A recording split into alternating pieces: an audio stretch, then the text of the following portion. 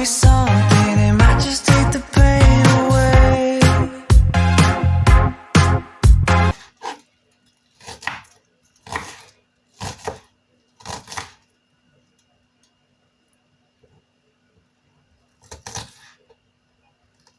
Ay, may iwa pa yung daliri ko, guys.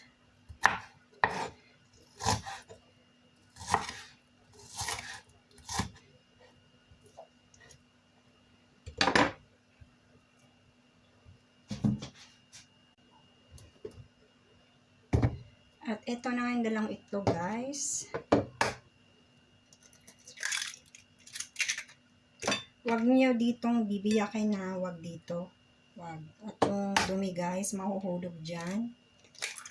Yung bakterya. Kaya mas magandang huwag niyong itaktak dyan.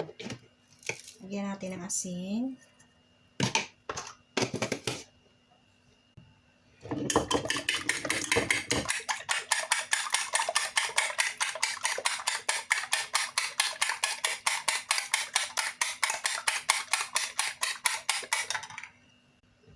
Nabatin na natin, guys, yung huwebo, yung itlog. Ilagay na natin yung ating sibuyas.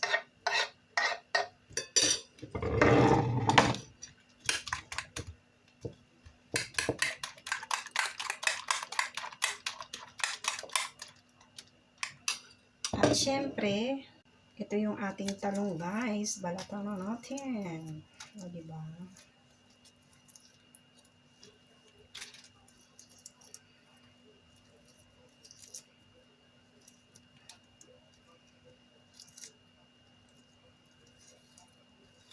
Mas maganda talaga, guys, balatan yung talong habang mainit pa siya. So, tapos na natin na balatan, guys, yung ating talong na inihaw. Hugasan ko muna. So, guys, nahugasan na natin.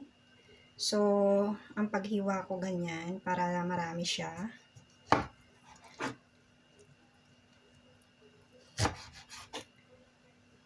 Dalawa.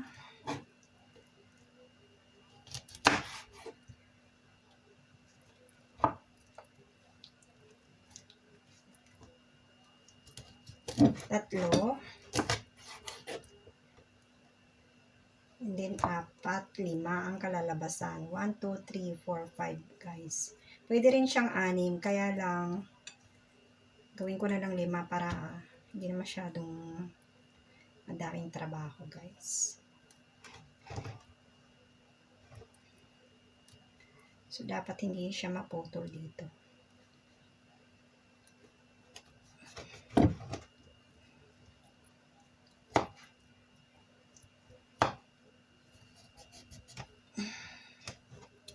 Hirap. Hilaw pa kasi yung kanyang piko, yung dulo ng ano. Tapos, guys, igaganyan ko siya. Huwag masyadong ano para hindi masyadong madurog. And then, nilagay ko siya dito. Dalawa-dalawa muna. Ganyan. Tapos, basahin natin dito. Lagyan natin ng sibuyas sa ibabaw. Para pag prinito natin, nandiyan pa rin siya sa ibabaw. Okay? So, init mo na ako ng mantika. Ito yung kawali para sa ating tortang talong, guys. Mag-iinit ako ng mantika. Ayan.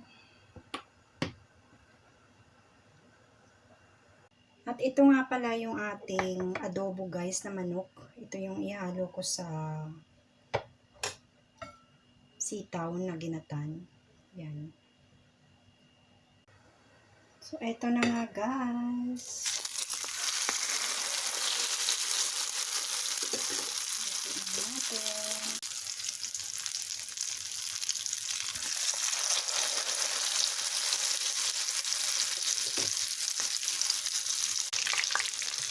Balik ko na.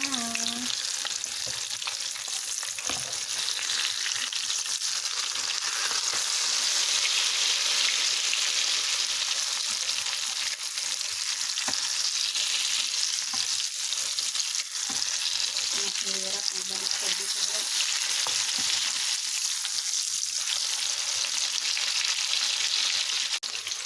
ito na nga guys, at ilalagay ko na yung adobo na ating sasahog sa sitaw.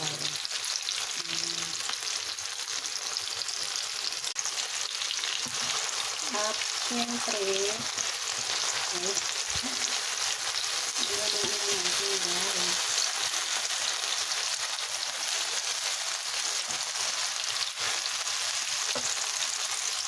At takpan ulit natin.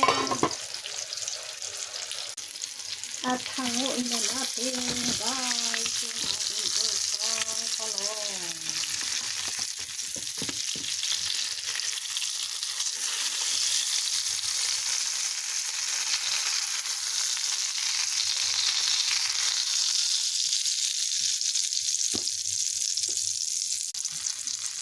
At lagay naman natin yung ating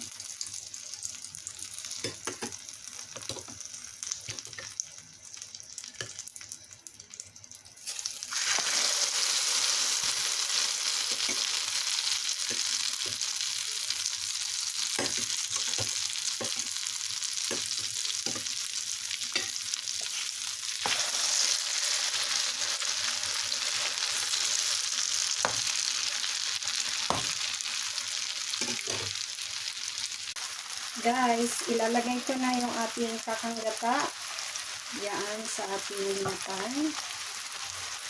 Ayan.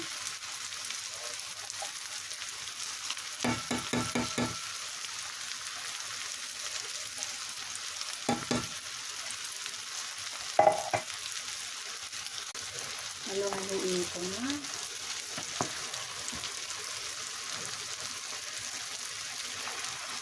Ang hirap maghalo guys kapag isang kamay ang halo.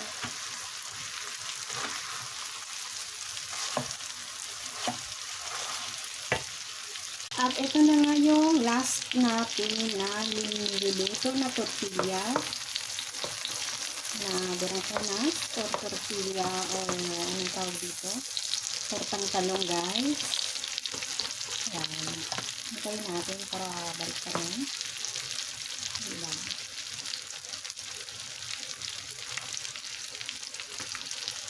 At ito na, nahalo-halo ko na yung ating ginataan na sitaw guys.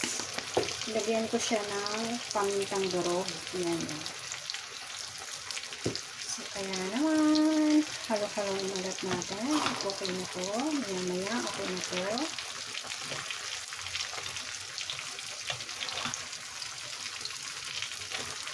So guys, ito na yung sitaw na napakasarap. Ito na.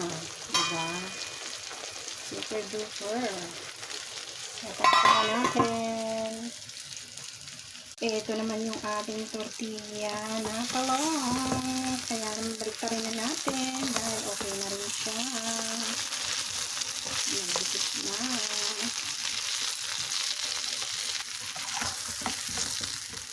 Guys, nabaliktad ko na. Hindi ko na nabibigyan kasi ang hirap magbaliktad. Heto na nga guys, yung pritong isda na aking naluto. Tortang talong. Ito naman yung tortang talong. O diba, napakasarap niyan.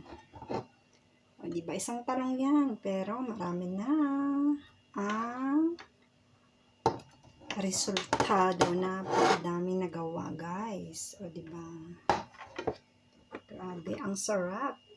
Dito naman yung ating gulay na napakasarap guys. Hindi ko siya nilagyan ng sili kasi yung iba hindi naman kumakain ng may sili na maanghang. Kaya ganyan lang ang resulta natin. Napakasarap naman. Tingnan nyo, diba?